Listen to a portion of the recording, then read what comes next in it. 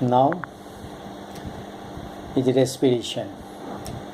Respiration, the process of oxidation.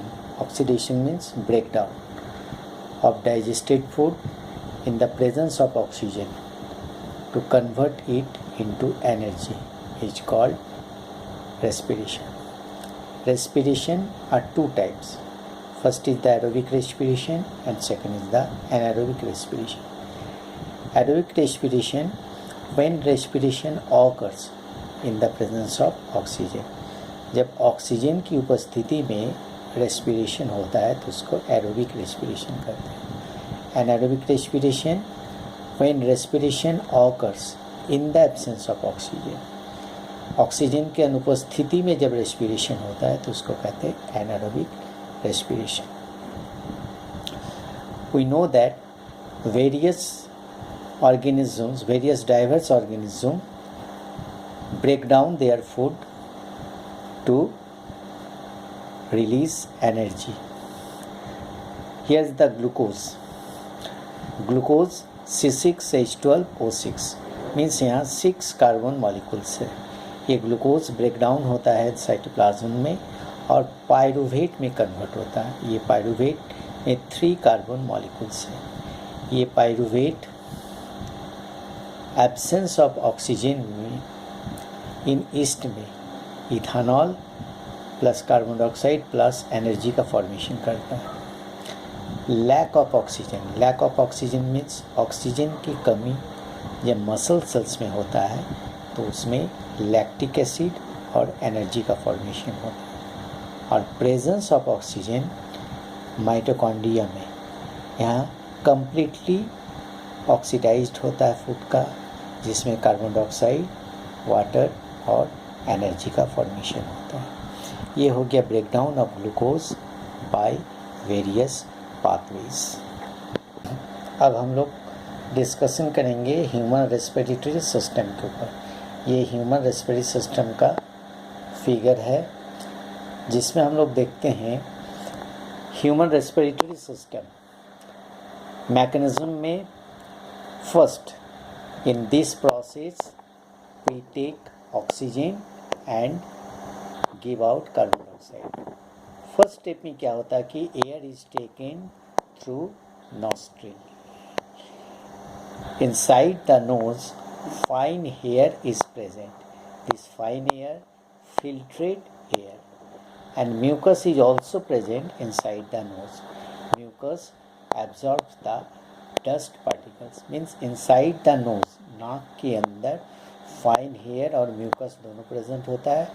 Fine air का function हुआ air को फिल्ट्रेट करेगा और म्यूकस का फंक्शन हुआ ये डस्ट पार्टिकल को एब्जॉर्ब करेगा.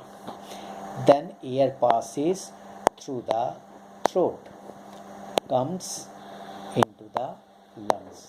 उसके बाद एयर थ्रोट से पास होके लंग्स में आके जमा होता है. Ring of cartilage presents throat.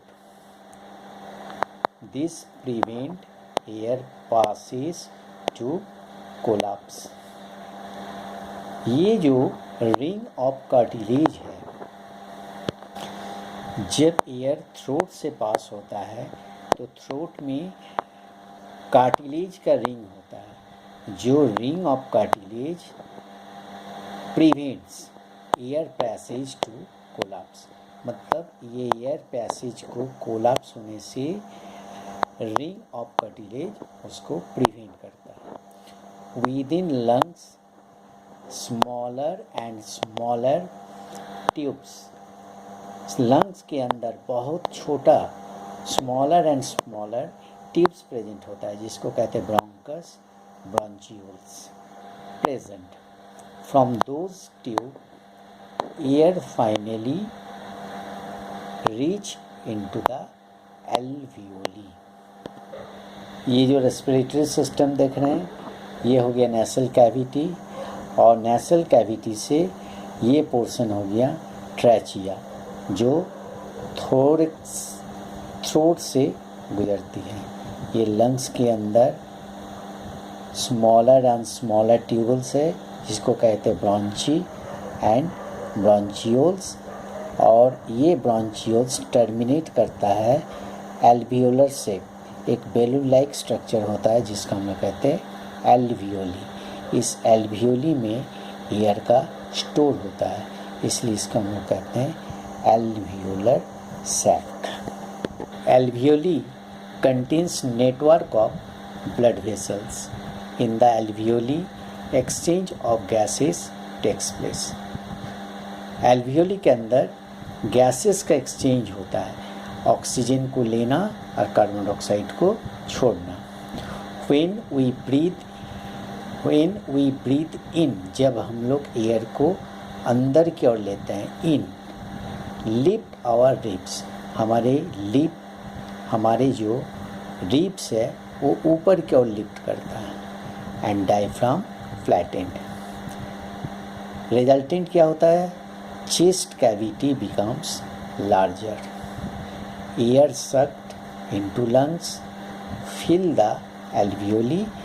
Air suck करने के बाद जब एयर एल्वियोली में फिल हो जाता है यानी भर जाता है, तब alveoli expanded, alveoli फैल जाता है। The blood brings carbon dioxide, rest of the body, and the oxygen in the alveolar blood vessels to be transported to all the cells in the body.